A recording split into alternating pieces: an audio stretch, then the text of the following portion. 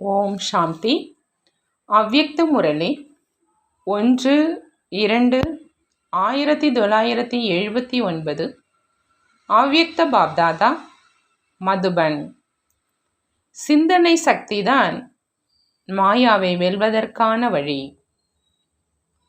இன்று பாப்தாதா குழந்தைகளின் அநேக விதமான முயற்சி செய்வதின் விதியை பார்த்து கொண்டே குழந்தைகளினுடைய ஊக்கம், உற்சாகம், சந்திப்பதற்கான ஆர்வம், சகயோகி ஆவதற்கான காரியத்திலே ஈடுபட்டிருப்பது அப்படிங்கிற அன்பு நிறைந்த எண்ணம் அனைத்து தொடர்புகளையும் துண்டிச்சு ஒரு தொடர்போடு இணைத்து கொள்வதின் கடும் உழைப்பை பார்த்து பாப்தாதா மகிழ்ச்சியும் அடைந்து கொண்டிருந்தார். மேலும் கூடவே அன்பின் காரணமாக ஒவ்வொருவரும் அவரவர்களின் சக்திக்கு ஏற்ப லட்சியத்தை அடைவதற்காக அதிவேகமாக ஈடுபட்டுருக்காங்க அப்படிங்கிற இரக்கமும் வந்துட்டு இருந்தது. அனைவருக்கும் வேகமாக செல்லணும், முதன்மையில் வரணும் அப்படிங்கிற இந்த ஒரு ஆசை தான் இருந்தது. இரவு பகலா இதே ஈடுபாட்டில் இருந்துட்டுருக்கிறாங்க. ஆனால் லட்சியம் ஒன்று, முழு ஈடுபாடும் ஒருவருடைய தான் இருக்குது, துணையும் ஒருவருடைய தான் இருக்குது. இருந்தும் சிலர் மகாவீரராகவும், சிலர் மிகுந்த கடுமையான உழைப்பவர்களாகவும், சிலர் சகயோகிகளாகவும் இருக்கிறாங்க. சிலர் முயற்சி செய்யும் யோகியாக இருக்கிறாங்க. சிலர் அனைத்து பிராப்திகளின் சொரூபமாக இருக்கிறாங்க. மேலும் சிலர் அனைத்து பிராப்திகளையும் அடைவதில் முழுமையாக ஈடுபட்டு இருக்காங்க. சிலர் மாயாவை வென்றவர்களாக இருக்கிறாங்க. மேலும் சிலர் மாயாவின் தடைகளோடு யுத்தம் செய்வதில் ஈடுபட்டு இருக்கிறாங்க. சிலருடைய மனதில் என்ன அடையணுமோ அதை அடைஞ்சிட்டோம் அப்படிங்கிற ஓசை எழும்புது. மேலும் சிலருக்கு இப்பொழுது அடைந்து கொண்டிருக்கிறோம் அப்படிங்கிற ஓசை எழும்புது. சிலர் எப்பொழுதும் தந்தையினுடைய துணையை அனுபவம் செய்கிறாங்க. மேலும் சிலர் எப்பொழுதும் துணைவனாக ஆக்குவதின் முயற்சியில் இருக்கிறாங்க. அந்த மாதிரி பார்த்து பாப்தாதாவுக்கு கஷ்டப்பட்டு உழைக்கிறவங்க மீது இரக்கம் வந்தது. ஒரு தந்தையினுடைய குழந்தைகள் 2 விதமானவர்களாக ஏன் இருக்கணும்? மேலும் இந்த கடின உழைப்பும் எதுவரை செய்வது? இது ஆன்மீக ஜென்மம். இந்த பிறவிக்கு வரதானம் இருக்குது. ஏன்னா வரமளிக்கும் வள்ளல் மூலமாக இந்த ஜென்மம் கிடைச்சிருக்குது. அந்த மாதிரி வரம் பெற்ற ஜென்மம் கிடைத்திருந்த போதிலும் இந்த ஜென்மத்தை அனுபவிப்பதற்கு பதிலாக கடின உழைப்பிலேயே சென்று விட்டது. அப்படின்னா அந்த மாதிரி வரம் பெற்ற ஜென்மம் பின்பு எப்பொழுது கிடைக்கும்? இந்த வரம் பெற்ற ஜென்மத்தில் ஒவ்வொரு வினாடியும் அனைத்து பிராப்திகளையும் அடைவதற்கான மங்களகரமான வினாடி. அந்த மாதிரி நேரத்தை அடைவதற்கு பதிலாக கடின உழைப்பில் ஈடுபடுவது அப்படிங்கிற இது நன்றாக இருக்குதா அப்படின்னு பாபா கேட்குறாங்க. விரும்புவதும் இல்லை, இருந்தும் செய்துடுறாங்க. ஏன்? இன்று பாப்தாதா இதற்கான முக்கியமான காரணத்தை பார்க்குறாங்க. மூல காரணம், எதை நீங்கள் விரும்புவதில்லை ஆனால் பிறவற்றினுடைய வசமாகிடுறீங்க. எதன் வசமாகிடுறீங்க? அதையும் நல்ல முறையில் தெரிஞ்சிருக்கீங்க. தெரிஞ்சிருந்தும் பாதுகாப்பாக இருப்பதற்கு முயற்சி செய்து கொண்டும் இருந்தும் அந்த சுழற்சியில் வந்துடுறீங்க. ஏன் அப்படின்னா மாயாவும் அனைத்தையும் தெரிஞ்சு வச்சுட்டு தான் இருக்குது. அதுவோ இந்த பிராமண ஆத்மாக்களுக்கு முக்கியமான ஆதாரம் புத்தி யோகம். தெய்வீக புத்தி மூலமாகத்தான் தந்தையோடு சந்திப்பை செய்ய முடியும். அப்படின்னா மாயாவும் முதல்ல புத்தியை தான் தாக்குது, பலகீனமாக ஆக்கிடுது. எதன் மூலமா? மாயாவினுடைய விசேஷ அம்பாக வீணான எண்ணங்களின் ரூபத்தில் இருக்குது. அந்த அம்பு மூலமா தெய்வீக புத்தியை பலகீனமாக ஆக்கிடுது. மேலும் பலகீனம் ஆன காரணத்தினால மற்றதின் வசம் ஆகிடுறாங்க. பலகீனமான நபர் என்ன விரும்புகிறாங்களோ அதை செய்ய முடியல. ஆகையினால விரும்புகிறீங்க ஆனால் செய்ய முடியல. இந்த காரணத்துக்கான நிவாரணமானது சர்வ சக்திவான் தந்தை மூலமாக என்ன கிடைச்சிருக்குதோ அந்த சக்தியை காரியத்தில் நீங்கள் ஈடுபடுத்தலை, அந்த விசேஷ சக்தி சிந்தனை சக்தி அப்படின்னு சொல்கிறாங்க பாபா. சிந்தனை சக்தியை உபயோகிக்க தெரியல. சிந்தனை சக்தி தான் தெய்வீக புத்திக்கான சத்துணவு அப்படின்னு சொல்கிறாங்க பாபா. சத்துணவை உண்ணாததினுடைய காரணமாக பலகீனமாக ஆகிடுறாங்க. மேலும் பலகீனமான காரணத்தினால பிறவைகளினுடைய வசமாகிடுறாங்க. சிந்தனை சக்திக்கான விஸ்தாரம் மிக பெரியது. ஆனால் விதி தெரியலைங்கிறாங்க பாபா. எப்பொழுதிலிருந்து பிராமண ஜென்மம் ஏற்பட்டதோ அப்போதிலிருந்து இதுவரையிலும் நேரடியாக தந்தை மூலமாக எத்தனை பட்டங்களை, அதாவது சோமான்களை கேட்டிருக்கீங்க, வர்ணனை செஞ்சிருக்கீங்க அப்படின்னா அனைத்தும் மிகப்பெரிய மாலையாக ஆகிவிடும். பக்தி மார்க்கத்திலும் ஜெபிப்பதற்கான பயிற்சி உடையவர்களாக இருக்கிறாங்க. ஒவ்வொரு மணியையும் ஜெபிக்கிறாங்க. பக்தியில் ஜெபிக்கும் சக்தி இருக்குது. மேலும் ஞானத்தில் நினைவினுடைய சக்தி இருக்குது. பொதுவாக பக்த ஆத்மாக்கள் தங்களுடைய சக்தியை மறப்பது கிடையாது. அற்ப காலத்தின் விதி மூலமாக அற்ப காலத்தின் சித்தியை அடைஞ்சிக்கிட்டே இருக்கிறாங்க. அப்படி ஞானஸ்வரூப ஆத்மாக்கள் நீங்கள் நினைவின் சக்தியை, அதனுடைய விதியை ஏன் மறந்துடுறீங்க அப்படின்னு பாபா கேட்குறாங்க. ஒருவேளை தினசரி அமிர்த வேளையில் தன்னுடைய ஒரு பட்டத்தை, அதாவது ஒரு சோமானத்தை நினைவில் கொண்டு வாங்க. மேலும் சிந்திச்சுக்கிட்டே இருந்தீங்க அப்படின்னா சிந்திக்கும் சக்தி மூலம் புத்தி எப்பொழுதும் சக்திசாலியாக இருக்கும். சக்திசாலியான புத்தியின் மேல் மாயாவினுடைய தாக்குதல் ஏற்பட முடியாது அப்படிங்கிறாங்க பாபா. அதாவது மற்றதினுடைய வசமாக முடியாது. அப்படி மூல காரணம் புத்தியினுடைய பலகீனம். மேலும் பலகீனத்திற்கான நிவாரணம் சிந்தனை சக்தி. எப்படி இன்றைய நாட்களில் விசேஷ ஆத்மாக்கள், அதாவது படிப்பறிவுள்ள மனிதர்கள் எப்படி காரியம் இருக்குமோ எப்படி ஸ்தானம் இருக்குமோ அப்படி தன்னுடைய உடையை மாற்றம் செய்வாங்க.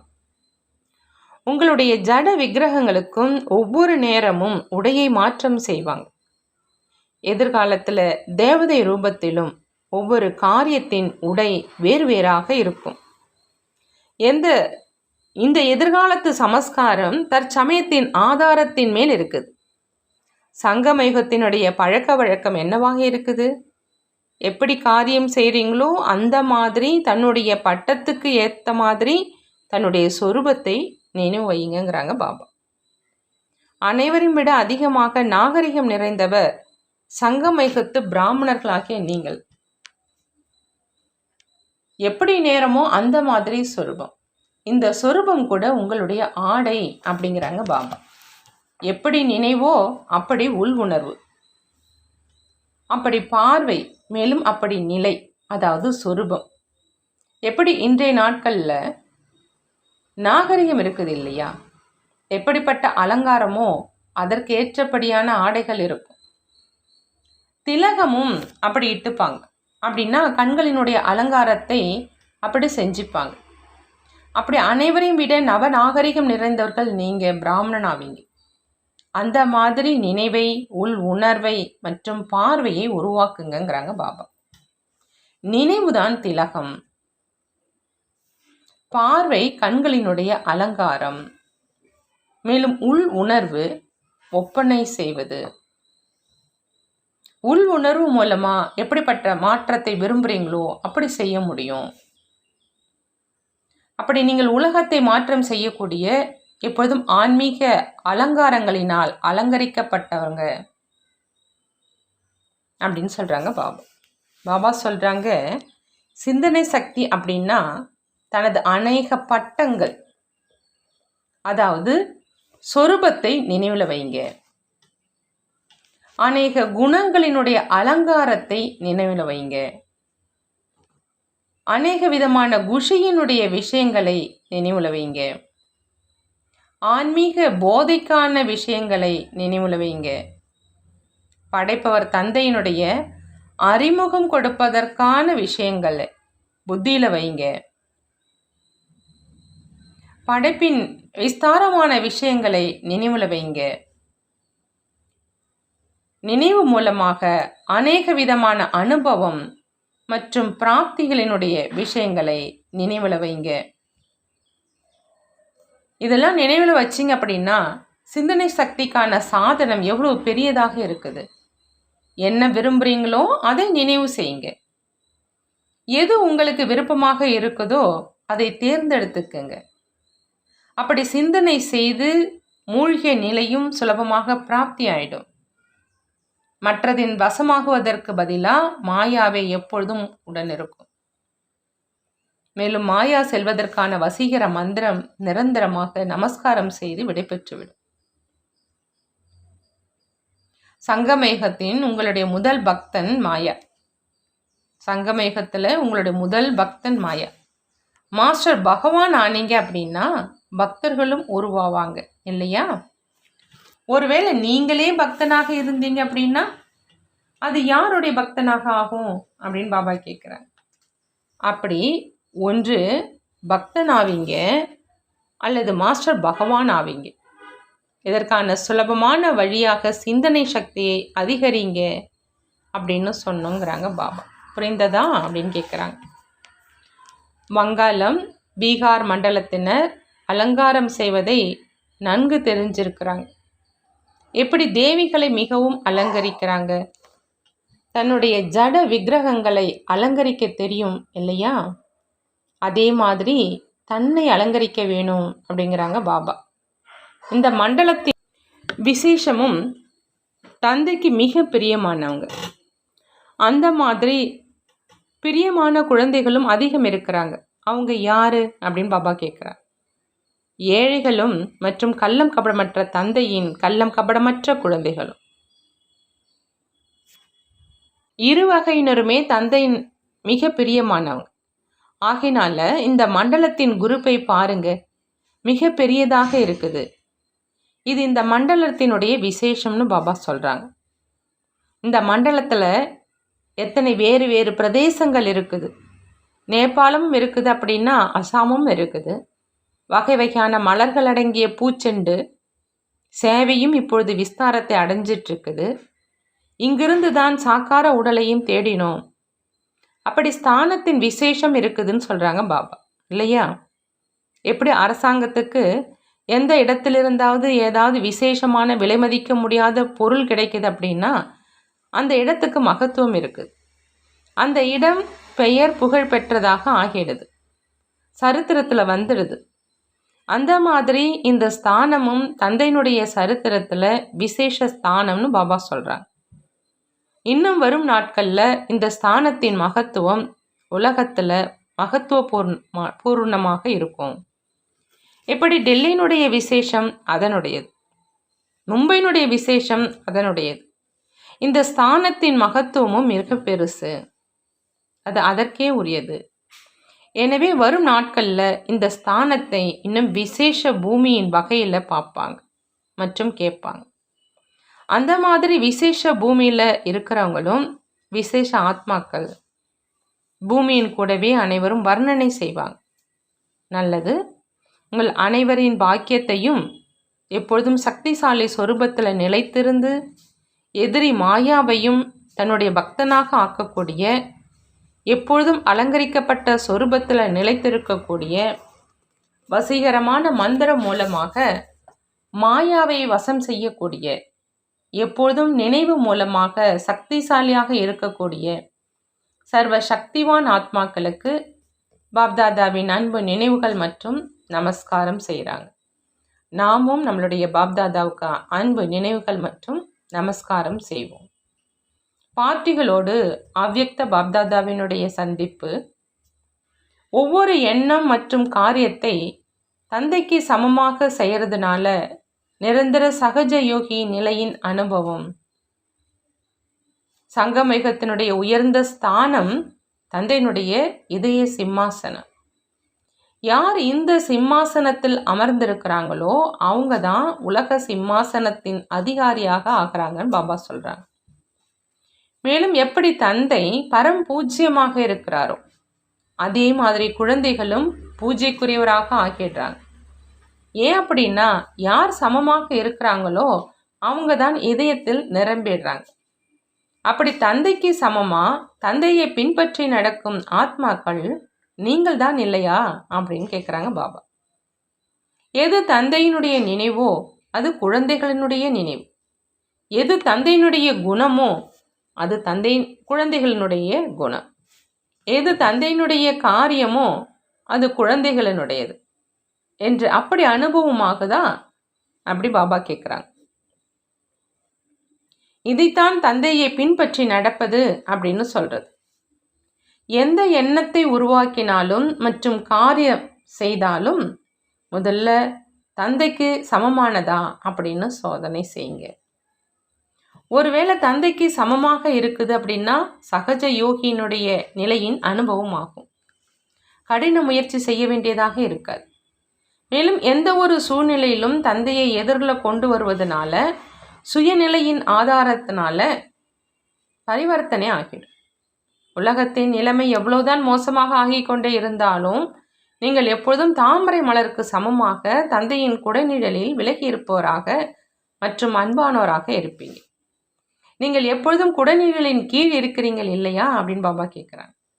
தந்தை சேவாதாரி ஆகி வருகிறார் அப்படின்னா குடைநிழலின் ரூபத்தில் குழந்தைகளுக்கு எப்பொழுதும் சேவை செய்கிறார். தந்தையை நினைவு செஞ்சீங்க மற்றும் துணையின் அனுபவம் செஞ்சீங்க. எந்த ஒரு உடலில் இருக்கும் நபரை துணையாக வைத்து கொள்வதில் நேரம் எடுக்கும். ஆனால் தந்தையோ ஒரு நொடியில் ஆஜராகி விடுவார். அப்படி தூரமாக இருந்த போதிலும் எப்பொழுதும் அருகில் இருக்கும் ஆத்மா என்று அப்படி அனுபவமாகுதா? இப்பொழுது அருகில் இருக்கீங்க அப்படின்னா 3 ஸ்தானங்களின் அருகிலும் இருக்கீங்க இல்லையா? எங்கெல்லாம் பிராமண குழந்தைகளின் பாதங்கள் பதிதோ அங்கு ஏதாவது ஆத்மாக்கள் இருப்பாங்க. அதனால் தான் செல்ல வேண்டியதாக இருக்குது இல்லையா? எந்த குழந்தைகள் தந்தையின் நினைவில் இருக்கிறாங்களோ அப்படி நினைவில் இருக்கும் குழந்தைகளுக்கு தந்தை எப்பொழுதும் பிரதிபலன் கொடுத்து கொண்டே இருக்கிறாங்க. மேலும் எப்பொழுது கொடுத்து கொண்டே இருப்பார்? எப்பொழுதுமே கொடுத்து கொண்டே இருப்பார். ஏன்னா நினைவு மூலமாகத்தான் அனுபவங்களினுடைய அதிகாரம் பிராப்தி ஆகுது. சொற்பொழிவு செய்வது மட்டும்தான் சேவைக்கான சாதனம் அல்ல. அனுபவத்தின் மூலமாகவும் பிரபாவம் செய்ய முடியும். அனுபவத்தினுடைய தலைப்பு அனைவரையும் ஈர்க்கக்கூடியதாக இருக்கும். சேவை அவசியம் செய்யணும். எப்படி வேண்டுமானாலும் செய்யுங்க. அனைத்து பாடங்களிலும் மதிப்பெண் பெறணும். ஒருவேளை ஏதாவது ஒன்றில் மதிப்பெண் குறைந்து விட்டது அப்படின்னா எப்படி மதிப்புடன் தேர்ச்சி அடைவீங்க? ஆகையினால அனைத்து பாடங்களின் மீதும் கவனம் கொடுங்கிறாங்க பாபா. இரண்டாவதா, முழு கல்பத்தில் சங்கம யுகம்தான் வசந்த காலம் அப்படின்னு சொல்கிறாங்க. எப்பொழுதும் மிகவும் நன்றாக மலர்ந்திருக்கும் மனம் நிறைந்த ஆன்மீக ரோஜா மலர் அப்படின்னு தன்னை நினைக்கிறீங்களான்னு கேட்குறாங்க. எப்பொழுது வசந்த காலம் வருதோ அப்போ மலர்களில் அழகான வர்ணம் வந்துடுது, மலர்ந்துடுது, அழகாக இருக்கும். அதே மாதிரி சங்கம யுகமும் முழு கல்பத்தில் வசந்த காலம் அப்படின்னு சொல்கிறாங்க பாபா. இந்த காலத்தில் ஒவ்வொரு ஆத்மாங்கிற மலர் மலர்ந்ததாக இருக்கும். இந்த காலத்தில் தான் ஒவ்வொரு ஆத்மாங்கிற மலர் மலர்ந்ததாக இருக்கும். அந்த மாதிரி தன்னை எப்பொழுதும் மலர்ந்திருக்கும், அதாவது எப்பொழுதும் ஆன்மீக நினைவில் இருக்கும் ஆன்மீக மலர் அப்படின்னு நினைக்கிறீங்களா அப்படின்னு பாபா கேட்குறாங்க. அல்லது சில நேரம் மலரிலிருந்து மொட்டாகவும் ஆகிடுறீங்களா? முதல்ல சின்ன மொட்டாக இருப்பது மூடி இருக்கும், பிறகு மலர்ந்துருது அப்படின்னா அது மலர்னு சொல்கிறோம். அப்படி எப்பொழுதும் மலர்ந்திருக்கீங்களா அல்லது சில நேரம் மலராக சில நேரம் மொட்டாக இருக்கீங்களான்னு கேட்குறாங்க பாபா. மலர்ந்திருக்கும் மலர் தூரத்திலிருந்தே அனைவரையும் கவர்ந்து இழுக்கும். அந்த மாதிரியான ஆன்மீகத்தன்மை இருக்குதான்னு கேட்குறாங்க. யாரெல்லாம் தொடர்பில் வராங்களோ அவங்கள இந்த ஆன்மீக நறுமணம் கவர்ந்து இழுக்கணும்.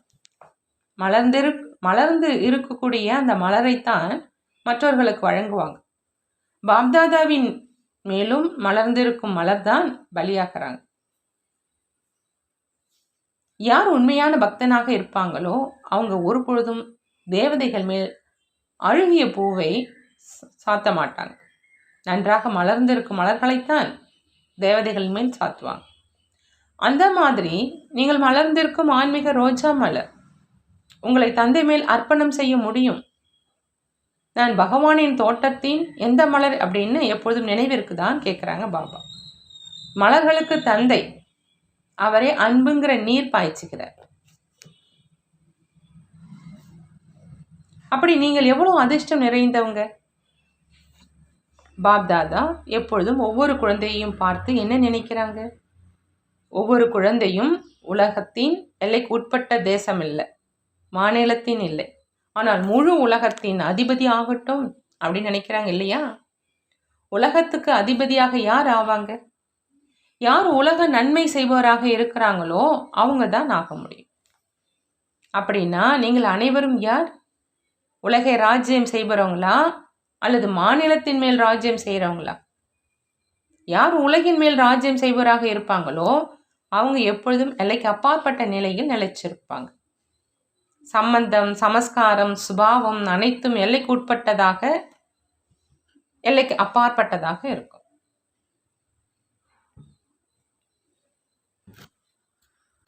சம்பந்தம், சமஸ்காரம், சுபாவம் அனைத்தும் எல்லைக்கு உட்பட்டதாக இல்லாமல் எல்லைக்கு அப்பாற்பட்டதாக இருக்கும். எல்லைக்கு உட்பட்ட குடும்பத்தில் தன்னுடைய நேரத்தை அதிகமாக கொடுக்குறீங்களா அல்லது எல்லைக்கு அப்பாற்பட்ட குடும்பத்திலா அப்படின்னு பாபா கேட்குறாங்க. எல்லைக்கு அப்பாற்பட்ட அதிபதி ஆகணும், மேலும் எல்லை உட்பட்டதில் நேரம் கொடுக்குறீங்க அப்படின்னா என்ன ஆகும்? எல்லைக்கு அப்பாற்பட்ட அதிபதி ஆகிறவங்க அவசியம் எல்லைக்கு அப்பாற்பட்ட சேவையில் ஈடுபட்டு இருப்பாங்க. எல்லைக்கு உட்பட்டவை ஒரு காரணத்துக்கு மட்டும்தான். முழு கவனமும் எல்லைக்கு அப்பாற்பட்ட சேவையில், எல்லைக்கு அப்பாற்பட்ட நிலையில் சென்று சேவை செய்யுங்க. சேவையில் புதிய திருப்பத்தை கொண்டு வாங்க. வெகு காலமாக மனதில் என்ன திட்டம் இருக்குதோ அதை நடைமுறையில் கொண்டு வாங்க. இத்தனை சென்டர்கள் திறக்கணும் அப்படின்னு இந்த வருடத்திற்கான திட்டத்தை உருவாக்குங்க. சேவை கரங்களும் தானாகவே உருவாகிவிடும். அங்கே உள்ள கரங்களை தயார் செய்யுங்க அப்படிங்கிறாங்க பாபா. நல்லது. ஓம் சாந்தி. வரதானம். சுத்த எண்ணத்தின் விரதம் மூலமாக உள் உணர்வை மாற்றம் செய்யக்கூடிய இதய சிம்மாசனதாரி ஆகுக. பாபானுடைய இதய சிம்மாசனதாரியாக ஆகணும் அப்படின்னா சுத்த எண்ணத்தின் விரதம் மூலமாக உள் உணர்வை மாற்றம் செய்யணும்னு சொல்கிறாங்க பாபா. பாப்தாதாவினுடைய இதய சிம்மாசனம் அவ்வளோ தூய்மையானது. அந்த ஆசனத்தில் தூய்மையான ஆத்மாக்கள் தான் எப்பொழுதும் அமர முடியும். யாருடைய எண்ணத்திலாவது கூட தூய்மையின்மை, மரியாதைக்கு புறம்பானவை வந்துடுது அப்படின்னா அவங்க சிம்மாசனதாரிக்கு பதிலாக இறங்கும் கலையில் கீழே வந்துடுறாங்க. ஆகையினால முதல்ல சுத்த எண்ணத்தினுடைய விரதம் மூலமாக தன்னுடைய உள் உணர்வை மாற்றம் செய்யுங்க. உள் உணர்வை மாற்றுறதுனால எதிர்கால வாழ்க்கை அப்படிங்கிற படைப்பு மாறிடுது. உள் உணர்வு மூலமாக எதிர்கால வாழ்க்கை அப்படிங்கிற படைப்பு மாறிடுதுன்னு சொல்கிறாங்க பாபா. சுத்த எண்ணம் மற்றும் திட எண்ணத்தின் விரதத்தின் பிரத்யக்ஷ பலன் நிரந்தரமாக பாப்தாதாவின் இதய சிம்மாசனத்தில் இருப்பது.